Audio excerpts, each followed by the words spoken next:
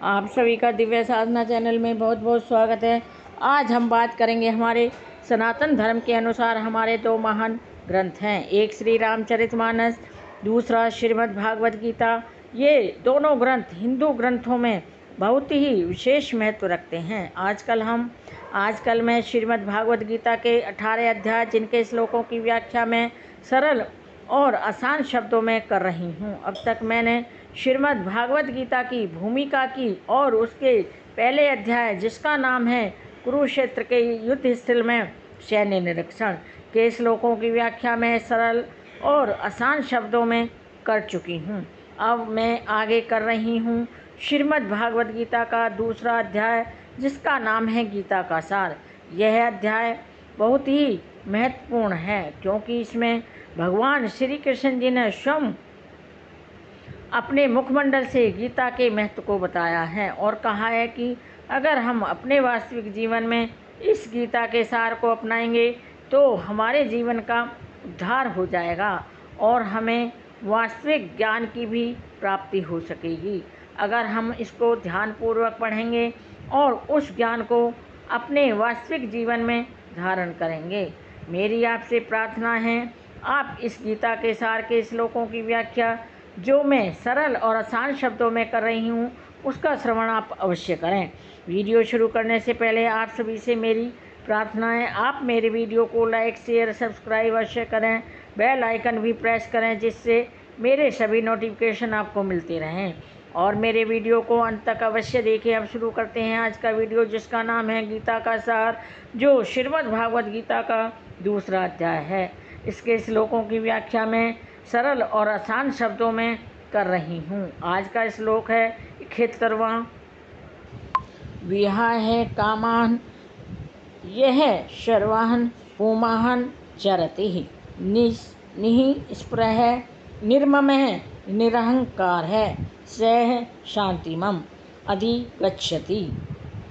इस श्लोक का अर्थ है, भगवान श्री कृष्ण जी अर्जुन को कहते हैं, जिस व्यक्ति ने इंद्रिय तृप्ति की समस्त इच्छाओं का परित्याग कर दिया हो, जो इच्छाओं से रहित रहता हो और जिसने सारी ममता का त्याग कर दिया हो तथा अहंकार से भी रहित हो, अर्थात उसके पास अहंकार का भी नामात्र न हो, वही वास्तविक शांति को प्राप्त कर सकता है।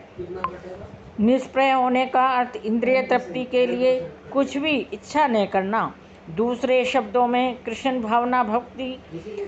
भावना भावित होने की इच्छा वास्तव में इच्छा शून्यता या निष्प्रहता है। इस शरीर को मिथ्या ही आत्मा माने बिना तथा संसार की किसी वस्तु में कल्पित स्वामित्व रखे बिना श्री कृष्ण जी के नित्य दास के रूप में अपनी यथार्थ स्थिति को जान लेना कृष्ण भावना मृत की सिद्ध अवस्था होती है। जो इस सिद्ध अवस्था को प्राप्त कर लेता है अर्थात उसमें स्थित हो जाता है, वह यह जानता है कि श्री कृष्ण ही प्रत्येक वस्तु के स्वामी हैं। अतः प्रत्येक वस्तु का उपयोग उनकी तुष्टि के लिए, उनकी संतुष्टि के लिए ही हमें करना चाहिए। अर्जुन आत्म तुष्टि के लिए युद्ध नहीं करना चाहता था, किंतु जब वह पूर्ण रूप से कृष्ण भक्त हो गया तो उसने युद्ध किया, क्योंकि कृष्ण भी यही चाहते थे कि वह युद्ध करे। उसे अपने लिए युद्ध करने की कोई इच्छा ही नहीं थी, किंतु वही अर्जुन कृष्ण के लिए अपनी शक्ति भर लड़ा। वास्तविक इच्छा शून्यता कृष्ण तुष्टि के लिए जीव कभी भी इच्छा शून्य या इंद्रिय शून्य नहीं हो सकता, किंतु उसे अपनी इच्छाओं की गुणवत्ता बदलनी होती है। वास्तविक इच्छा शून्यता कृष्ण तुष्टि के लिए ही इच्छा है। यह इच्छाओं को नष्ट करने का कोई कृत्रिम प्रयास नहीं होता है।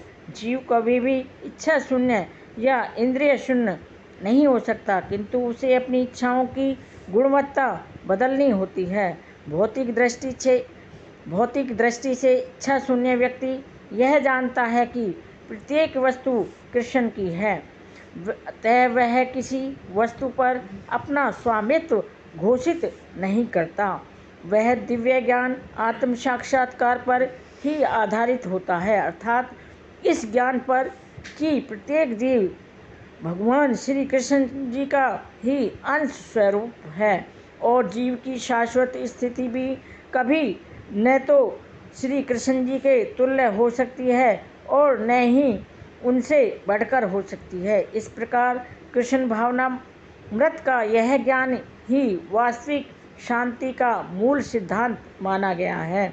यह थी मेरी 71वें श्लोक की सरल और आसान शब्दों में व्याख्या।